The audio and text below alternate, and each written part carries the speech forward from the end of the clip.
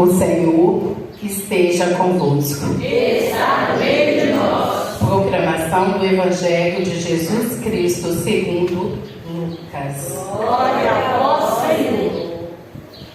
Naquele tempo, Jesus contou uma parábola aos discípulos, para mostrar-lhes a necessidade de rezar sempre e nunca desistir, dizendo: numa cidade havia um juiz que não temia a Deus e não respeitava homem algum.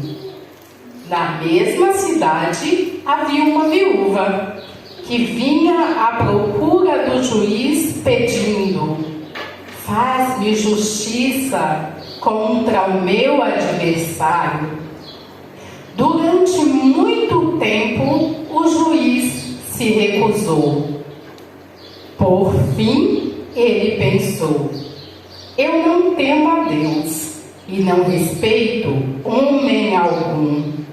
Vou fazer-lhe justiça, mas essa viúva já está me aborrecendo.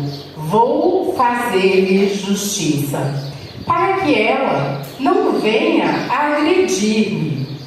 E o Senhor acrescentou: escutai o que diz este juiz injusto. E Deus não fará justiça aos seus escolhidos, que dia e noite gritam por Ele? Será que vai fazê-los esperar? Eu vos digo que Deus lhes fará justiça bem depressa. Mas o Filho do Homem, quando vier, será que ainda vai encontrar fé sobre a terra? Palavras da salvação. Glória a vós, Senhor. Vamos fechar os nossos olhos.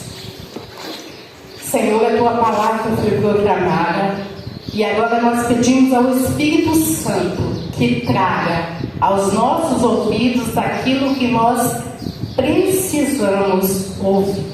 Em nome de Jesus. Amém. Bom, eu vou sair daqui de trás porque a minha maior preocupação é que vocês não conseguissem enxergar aqui atrás, né? A pessoa é desprovida de tamanho. Bom, primeiramente eu quero me apresentar.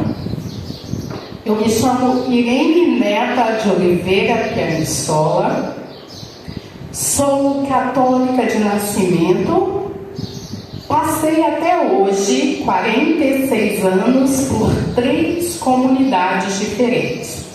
Eu nasci e cresci, mais ou menos, né, na comunidade Aparecida. Eu passei a minha adolescência na comunidade Santa Mônica e sou há 28 anos membro da comunidade matriz de Nova Venécia.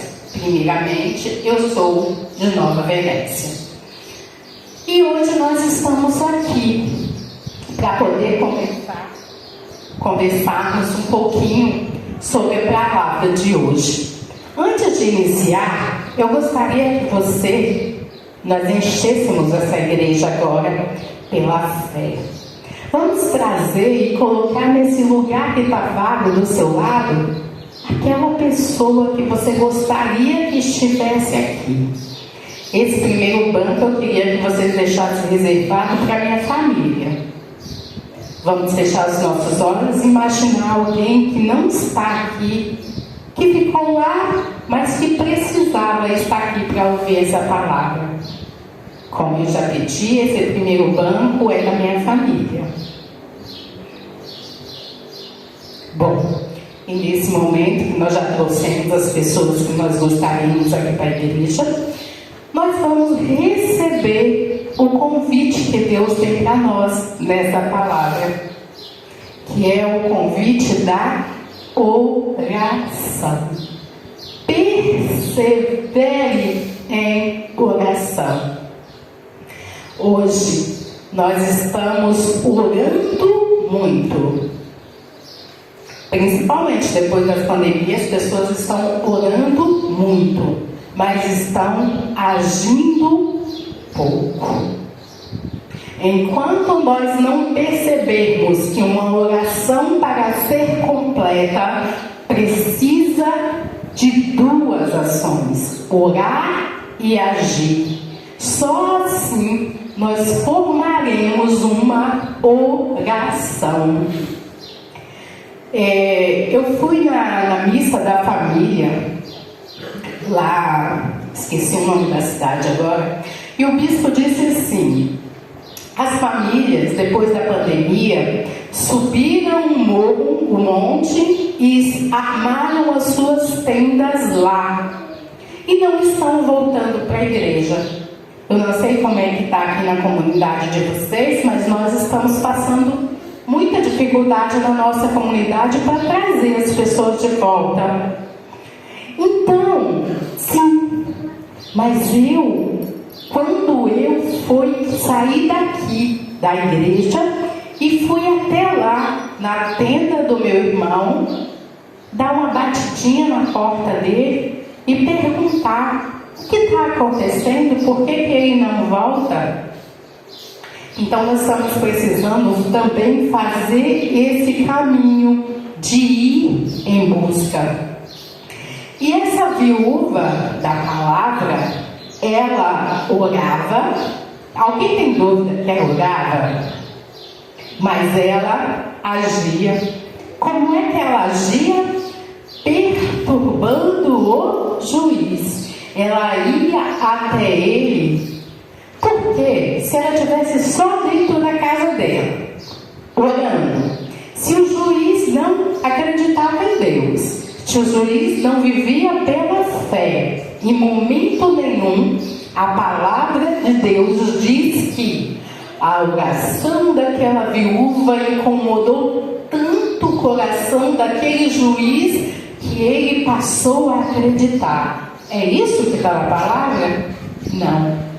O que está na palavra de Deus é: quando Deus decide, até o diabo obedece. Sim ou não? Quando Deus decide que é a hora de te entregar a bênção, quem vai te abençoar pode nem acreditar em Deus, mas a bênção é sua. Mas nós precisamos ter perseverança. Nós não podemos desistir. Na primeira leitura, eu acho linda essa leitura, quando Moisés levanta a mão, quem vence? Ele. Quando ele abaixa a mão, quem vence? O outro. Mas só que Moisés conseguiu ficar com a mão sozinho levantado o tempo todo? Não. Mas o que ele tinha? Ele tinha duas pessoas com ele que levantavam e seguravam a mão dele. E você? E eu? Com quem que nós estamos andando? Com pessoas que vão levantar a nossa mão?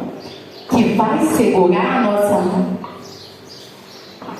Eu sou professora, gente, eu não consigo falar certo. Mas obrigada se eu precisar. Então, quem é que está do nosso lado? Quem é que está do nosso lado? Com quem nós estamos andando? Será que nós estamos fazendo essa reflexão?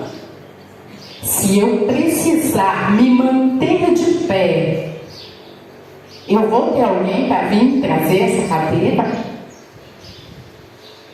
Eu vou ter alguém que diz: siga, continua, porque Deus é contigo, vai chegar a tua hora? Ou eu vou ter alguém para dizer assim: desiste disso, menina, pelo amor de Deus, você não está vendo que isso não vai acontecer? Precisamos fazer essa reflexão. Na segunda leitura, nós podemos saber que Deus é quem escreve todas as coisas e nós precisamos confiar muito nisso. Eu preciso ser uma viúva que faz uma oração. Misericórdia, eu não quero ser viúva não, tá, gente? Eu prefiro ser a mulher casada mesmo que ora. Então nós precisamos nos manter firmes. Esta é a palavra. Tem pouquinha gente na minha comunidade. Onde 2 ou mais estiverem reunidos, ali quem estará? Ali Deus estará. E eu demorei muito a entender por que fala assim essa palavra. 2 ou mais estiverem reunidos, ali eu estar. Eu ficava pensando assim, então quando eu estou sozinha no meu quarto, Deus não está lá? Ele fala 2 ou mais, porque é impossível você estar só. Se você crê em Deus, se você é cristão, é impossível que você esteja só. Então, a única possibilidade para nós é estar em 2 ou mais. E eu demorei a entender isso. Mas é muito bom quando a gente entende, quando a gente percebe que Deus está ao nosso lado o tempo inteiro. Não desistam de orar, mas não parem para orar. Nós precisamos, principalmente nós católicos, nós precisamos vestir a camisa da oração. Vamos orar enquanto nós agimos. Eu oro na minha casa, eu oro lá, tudo bem. Deus não está lá? Claro que está. Mas a palavra de Deus nos manda viver em comunidade. Por que Deus manda a gente viver em comunidade? Porque é fácil viver em comunidade? É aqui que a gente aprende muito do que é Deus. É aqui que a gente aprende a respeitar os outros. É aqui que eu preciso saber que nem toda hora é hora, a hora é minha.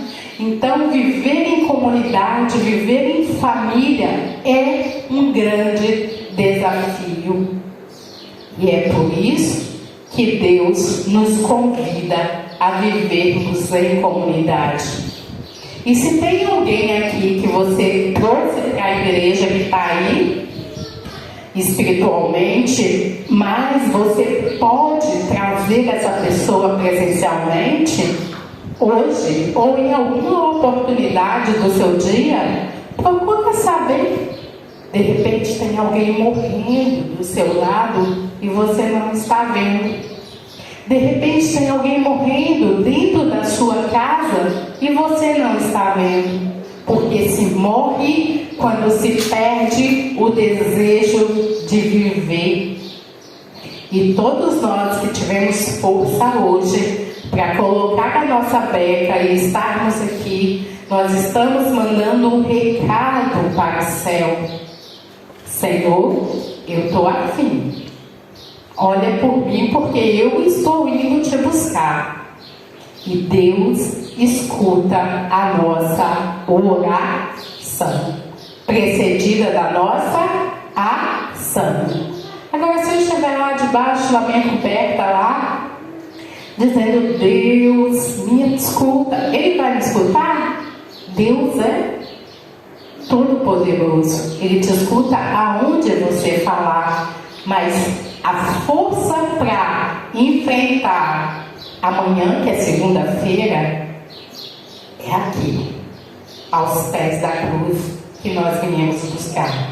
Então, o convite de hoje é: não desista da oração. Seja perseverante em oração. Louvado seja o nome do Senhor Jesus Cristo. Para sempre seja louvado. Bom, essa foi a nossa primeira parte. E agora nós temos um tempinho para fazer uma parte da apresentação que é sobre a educação. Eu quero saber se vocês estão preparados para me ouvir. Porque eu não sei se eu estou preparada para falar o que eu tenho para falar. Então, o Espírito Santo de Deus, por favor, nessa hora, nos socorra. Porque talvez aquilo que eu tenha para falar não seja exatamente aquilo que o seu ouvido gostaria ou está preparado para ouvir. Mas eu estava na minha casa, tranquila, me fizeram um convite e a palavra de Deus diz assim: não deixe de falar em momento oportuno. A palavra de Deus está escrito assim. E há 5 anos eu estou fora da sala de aula. E agora surgiu essa oportunidade e eu creio muito que foi um chamado do Espírito Santo de Deus. Então, por isso, eu vou falar aquilo que arde em meu coração. Primeira coisa, nós estamos no mês de outubro. É o mês de quê? É o mês da missão. E eu recebi a minha missão e eu estou tentando executar a minha missão. Eu recebi essa missão quando Deus me disse assim: agora é chegada a hora dessa missão assumir. Não dá para voltar atrás, virar as costas e partir. Então tudo que me resta é somente o jogo abrir, revelando ao mundo todo o que Deus guardou para mim. Confesso que eu não queria esse chamado atender, mas escuto todo dia uma voz a me dizer: te dei dons, te dei talentos, muito mais quero de ti, para viver coisas maiores, para isso te escolhi.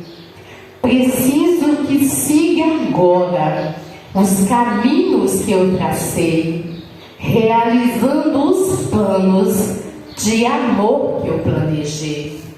Não se preocupe com nada. Sempre contigo estarei. Quando não mais caminhares, no colo te carregarei.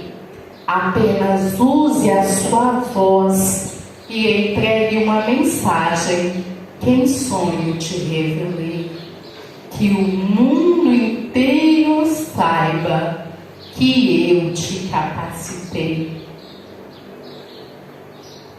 Então, um dia eu recebi essa mensagem, já depois de ter começado a escrever, e eu vou contar rapidamente para vocês qual foi a minha trajetória na educação.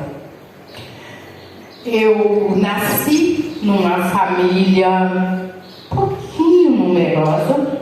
O meu pai era um viúvo, já pai de 6 filhos. Se casou com a minha mãe com 13 anos de idade, que teve mais de 10 filhos. E aí, eles já partiram, estão no céu, mas eles tiveram uma falha que eu não desejo que vocês tenham, nem desejo ter. Foi dar a nós, filhos, a oportunidade de ir ou não ir para a escola. Tipo assim, você quer estudar, você tem direito aos seus materiais, tudo. Se você não quiser ir, você não vai. E nessa brincadeira, acabou os meus irmãos não indo para a escola, desistindo de ir para a escola. E eu fui assim, a única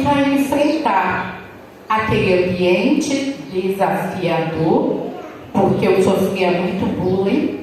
Hoje, né, é chique, é bullying. Mas eu sempre fui a gordinha, pretinha, pobrinha, violentinha. E não era fácil conviver na escola. Mas também não era fácil conviver na minha casa. E esse ambiente escolar, para mim, sempre foi um refúgio. Porque eu sempre fui excelente leitora. Tenho certeza que tem muita gente morrendo de inveja aqui. Quem é excelente leitor aqui? Quem pode levantar a mão que é um excelente leitor? Não precisa não, tá? Para você não ficar feio. Porque eu sei que está difícil. Mas eu, naquela época, sempre fui uma excelente leitora. E quando eu lia, achava aqueles livrinhos na escola, e eu lia aqueles livros, eu me tornava a personagem daqueles livros. Então, quando eu estava em casa, e o meu pai estava embriagado, quebrando tudo, eu ia para o meu quarto, fechava os meus ouvidos e lia. E me escondia ali, atrás daquela história. Sempre foi assim. Aos 9 anos de idade, eu comecei a minha vida profissional. Eu fui ser babá. E aí, eu continuava na escola. Até mesmo porque eu era gorda, preta, pobre, violenta, mas não era burra.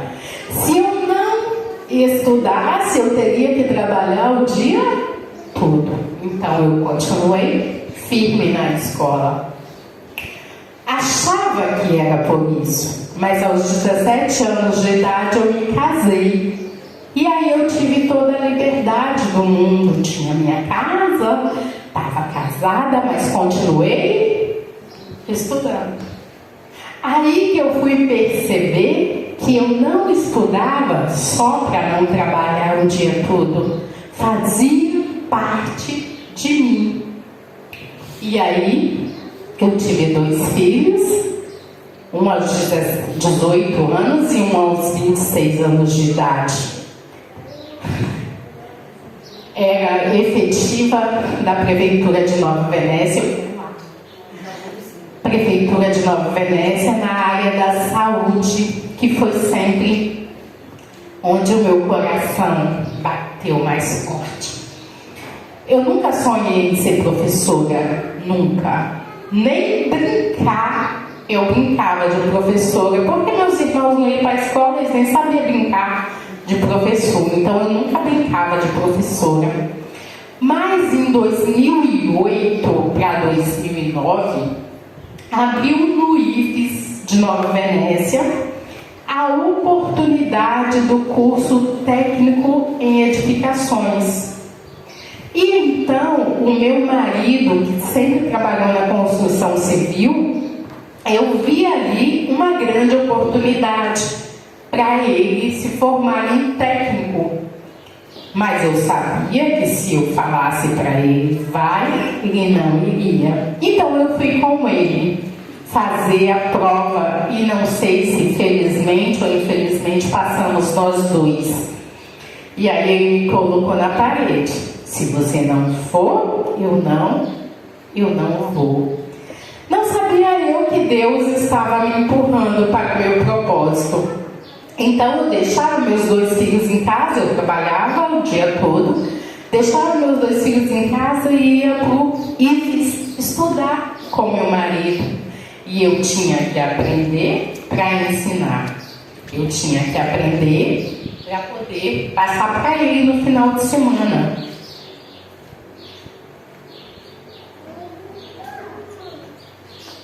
Afinal, o trabalho dele é mais pesado do que o meu. E lá é tudo muito difícil, não vou enganar vocês. Tinha 14 anos que eu já tinha me formado como contadora, naquela época era curso de contabilidade, né? Tinha 14 anos que eu tinha saído da sala de aula, que eu não tinha mais visto matemática. Enfrentar um IFES foi muito difícil. E eu, claro, não saía para brincar, eu saía para aprender. E eu perguntava muito de uma sala cheia. Eu era a única que cutucava o professor. Professor, eu ainda não entendi como faz isso aqui, como acha esse raio desse eixo. Até que uma hora ele foi no quadro e explicou mais uma vez, do jeito dele. Depois disse assim: quem não entendeu isso aqui é um idiota. Só tinha eu perguntando quem era idiota. Estava mais do que desenhado que era para mim. Isso deu muita história, está nos meus livros. Quem depois quiser conhecer, está no meu livro da Matemática e Literatura. Também está no meu livro Um Milagre Chamado Educação. É uma história bem motivadora para continuar. Então, com um ano que eu estava lá, a turma abraçou o meu marido e disse: pode ficar tranquila que a gente não vai deixar ele sair daqui. Fui para a Multivix fazer o curso técnico em enfermagem, porque seria a última turma lá de Nova Venécia. Então deixei o meu marido estudando lá no IFES e fui fazer o meu técnico em enfermagem na Multivix. Dias depois encontrei uma amiga pelas ruas de Nova Venécia e falei: o que você está fazendo aqui, mulher? Ela estava em Portugal. Ela disse para mim assim, isso foi no ano de 2010: menina, eu vim embora. Tá todo mundo fazendo faculdade aqui no Brasil e eu tô lá lavando prato pros outros. Eu vim embora. Falei: e você vai fazer o quê? Eu vou fazer matemática na Uniub. Falei: começa quando? Ela falou: assim que fechar a turma a gente começa. E aquilo ficou barulhando na minha cabeça o resto da noite. No outro dia estava eu na Uniub fazendo o meu vestibular e ingressando nessa turma de matemática com um único pensamento: vou provar para aquele idiota que eu não sou idiota. Né? E era isso que me estimulava, provar para aquele professor que eu não era idiota. Mas no terceiro período da faculdade me convidaram para assumir uma sala de aula no Dom Daniel Comboni. E aí eu comecei a me apaixonar por essa cachaça chamada matemática. Então foi ficando bem longe aquele barulhinho de idiota. Foi ficando cada vez mais baixo na minha cabeça. E eu comecei a trabalhar na educação por amor do meu coração. Mas eu estou aqui hoje para dizer para vocês que eu não acredito em Ministério da Educação. Para mim, não deveria existir Ministério da Educação. Para mim, o que poderia existir é Ministério de Ensino, Ministério do Conhecimento. Porque o Ministério da Educação foi os políticos que roubaram de nós, pais, o Ministério da Educação. Ministério da Educação é família. Ministério da Educação é em casa. E o que foi acontecendo? Que ao passar do tempo, nós fomos nos acomodando. Os pais foram mandando os filhos para a escola, não mais para ter conhecimento, mas sim para ter educação. E aí, aquela mãe que não consegue educar um único filho em casa, manda para a escola para uma professora educar 15, 20. Gente, Agora é chegada a hora de nós abrirmos os olhos. Se nós não tomarmos nesse momento, cada um, a nossa postura, pais são educadores, professores são quem ensina. E se nós não enxergarmos isso, nós vamos cair numa areia cada vez mais movediça. As coisas estão ficando sem volta, porque o Ministério da Educação contrata professores para ser educadores. Aí o professor se acha: eu sou educador, eu tenho uma missão. Tem uma missão, mas se o salário atrasar 5 dias, entra em greve. Que missão é essa? Professor não é missão, professor é profissão. E enquanto nós não estabelecermos, não lutarmos para estabelecermos esses lugares na sociedade, nós continuaremos afundando nessa areia movediça que está aí. Pai e mãe, tomem os seus lugares de educadores da mão do filho. Sabe por quê? O mesmo Estado que promete educar o seu filho é o mesmo Estado que pune os nossos filhos com o Ministério da Justiça. Aí, pai e mãe, sabe o que acontece? Quando a professora chama um pai e uma mãe na escola, a gente não tem tempo. E não tem mesmo, sabe por quê? Eu era professora de manhã, de tarde e de noite. O dia que a professora, que a diretora me chamou na escola e disse para o meu filho assim: amanhã você só entra com seu pai ou sua mãe aqui na escola. Sabe o que eu tive que fazer? Colocar uma substituta na primeira aula, porque eu trabalhava em Cristalino pela manhã, e fui lá na escola.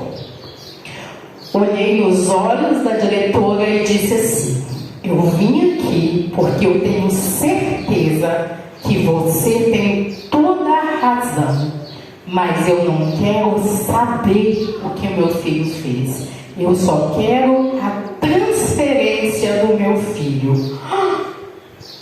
Como assim?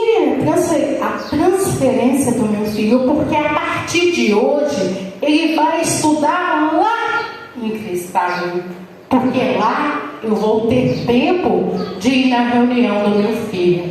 Porque lá eu vou ter tempo de conversar com os professores do meu filho.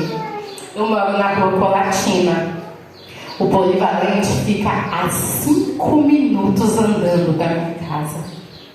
E aí, Cristalino, 6h30 da manhã, a gente já estava na estrada. Ele estava na 7ª série. E foi uma primeira semana muito difícil, porque andar com aquele adolescente emburrado no carro, nem olhando para minha cara, não foi fácil. Mas vocês já viram curar um machucado, um relado sem passar metiolate? Depois da primeira semana, eu tive um companheiro de viagem que andava 25 quilômetros comigo, que voltava 25 quilômetros comigo, que é meu aluno de matemática e que sofria muito porque os alunos falavam que eu mostrava a prova para ele antes dele fazer a prova, e eu não precisava porque ele sempre foi muito bom em matemática. Mas quando chegou o final daquele ano, ele disse para mim assim: mãe, por favor, me coloca na rua de novo. Eu te prometo que você nunca mais vai precisar ir na escola. E o meu filho terminou o ensino técnico no estadual, e eu só ia na escola mesmo para procurar saber, mas nunca mais fui chamada na escola. Gente, nós precisamos ter atitudes que na hora parecem que vai machucar muito. Nós precisamos ter postura de pai. Na minha casa, quem educa sou eu. Mas nós precisamos dessa educação com amor. É por isso que a campanha da fraternidade esse ano é tão linda, tão maravilhosa, e eu espero que ninguém esqueça dessa campanha. Ensinar com sabedoria e falar com amor. O indivíduo, a nossa sociedade está legal, gente? Não, a nossa sociedade não está legal. E só não enxerga isso quem não quer ver.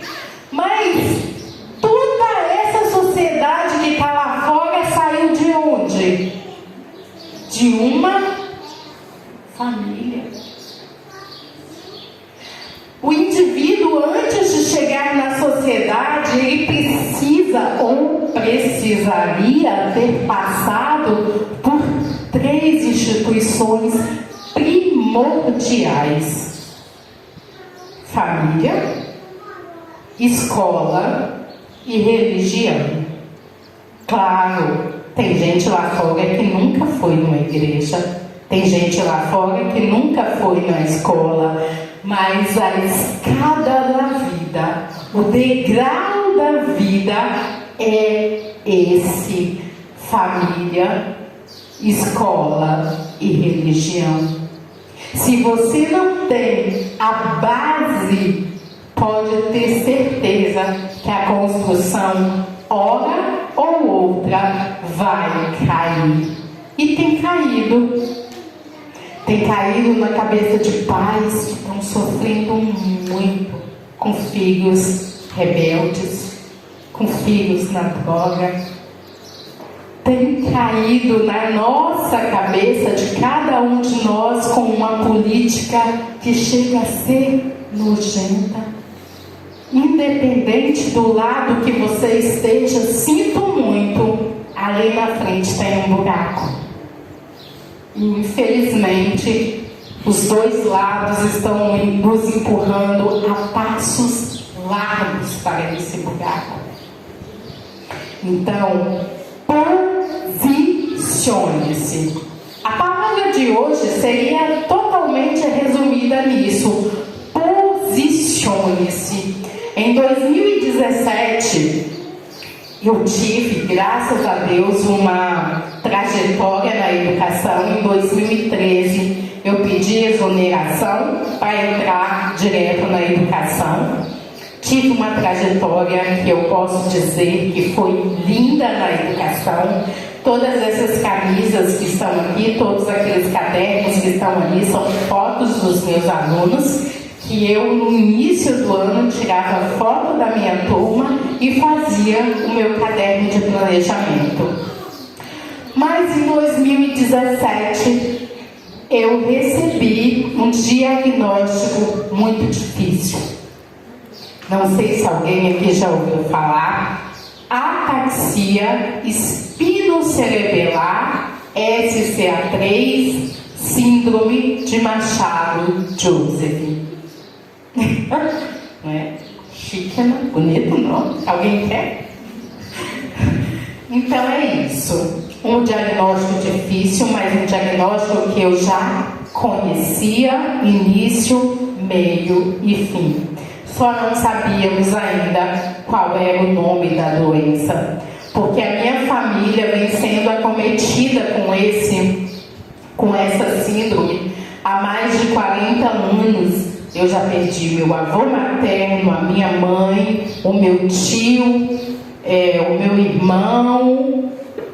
No mês de abril, a minha irmã se suicidou, depois de uma luta de uns 10 anos aí.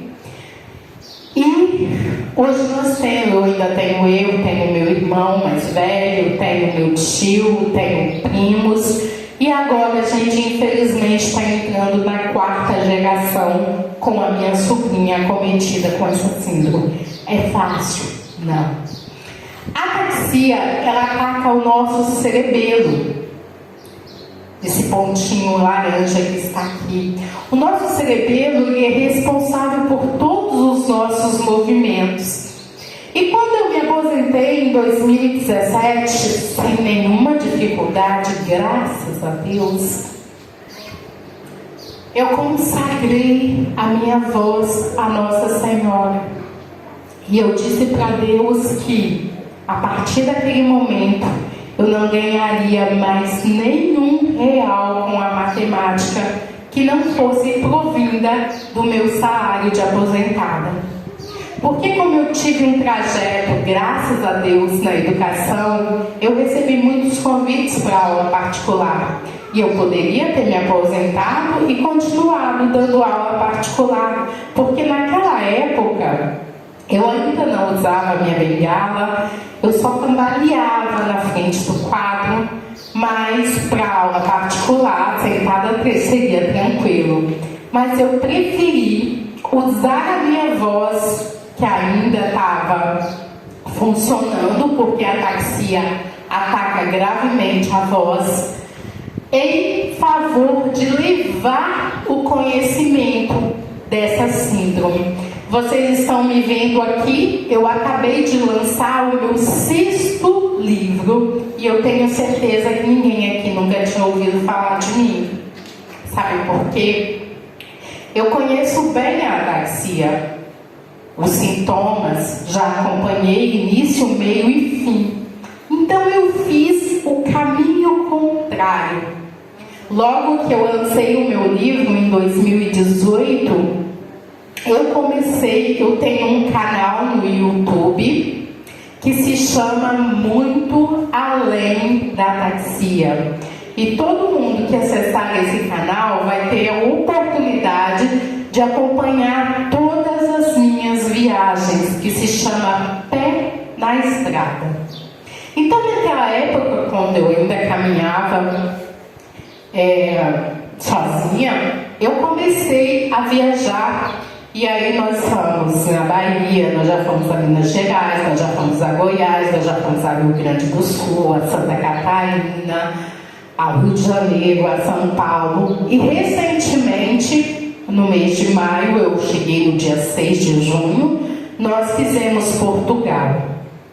Em Portugal, graças a Deus, eu já estava de bengala, mas eu tive a companhia, a doce companhia do meu marido. Muita gratidão a ele por isso. Então, porque eu sabia que chegaria um momento onde eu não conseguiria mais fazer essas viagens sozinha. Então, eu deixei para trabalhar Nova Venécia e região nessa situação que eu estou aqui agora. Eu sinto muito se eu não trouxe uma palavra que era o que vocês queriam ouvir, mas vocês podem ter certeza que é a palavra que a gente está precisando ouvir. Posicione-se. Pai e mãe, o seu filho não sabe qual é o seu papel. Você precisa lembrar para ele qual é o seu papel. Filhos, os professores estão na escola para te ensinar. Nós somos preparados para levar conhecimento. Imagine uma sala com 50 crianças. Tranquilo. Qualquer professor daria conta. 50 crianças educadas em sala de aula. Que viesse com essa base da educação de casa. Agora, é desumano pedir para que um professor eduque 15 crianças. Porque enquanto ele educa ele deseduca 14. Educação não é função da escola. Enquanto o Estado não vier a público dizer isso que eu estou dizendo aqui, e eu estou dizendo aqui, e muitos dos meus colegas vão dizer assim: ela só está falando isso porque ela não está em sala de aula. Mas não é. Eu estou falando isso porque está ardendo no meu coração. Posicione-se. Se cada um tomar o seu lugar, família mais escola é igual sucesso. É essa palavra que eu tenho para deixar para vocês aqui hoje.